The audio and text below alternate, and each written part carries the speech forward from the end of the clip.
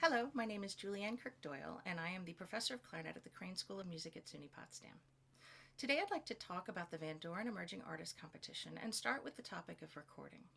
When you get ready to lay down your final takes for submission, be sure you take a little time to test levels. You want to be sure that the recording you send represents your best tone, clarity of articulation, good balance between you and the pianist, and that we hear all your dynamic contrast and everything you want to portray in the repertoire you are submitting.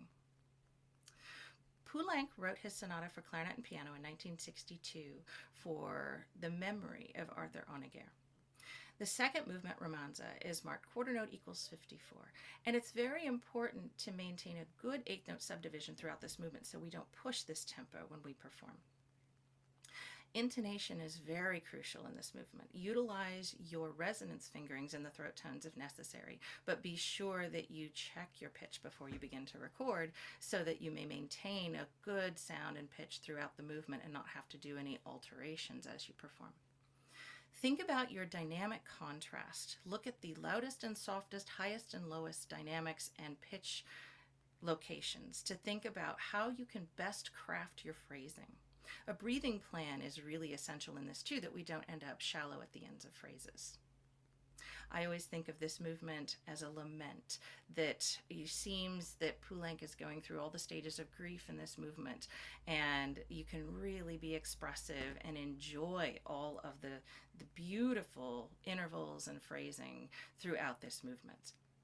In the third movement, we want to be sure that the tempo indication of quarter note equals 44 is the tempo we stick to. Many players tend to push this tempo, and if we do that, sometimes the technique can get a little bit out of our fingers. We want to be sure we are utilizing the upbeat 32nd or eighth notes, 16th notes, and playing them differently, being sure that the fronts of slurs are always articulated for clarity. The energy in this movement is very exciting. He marks it allegro con fuoco, so with fire. So really maintain that character, but also think about the wit and humor that is included in this movement. It's sort of a celebration of Honegger's life. Look at the little breath marks throughout. They are teeny little pauses, so be sure you observe those and coordinate articulation with your pianist. Be sure that you are matching each other and that it is a true collaboration between you and your partner.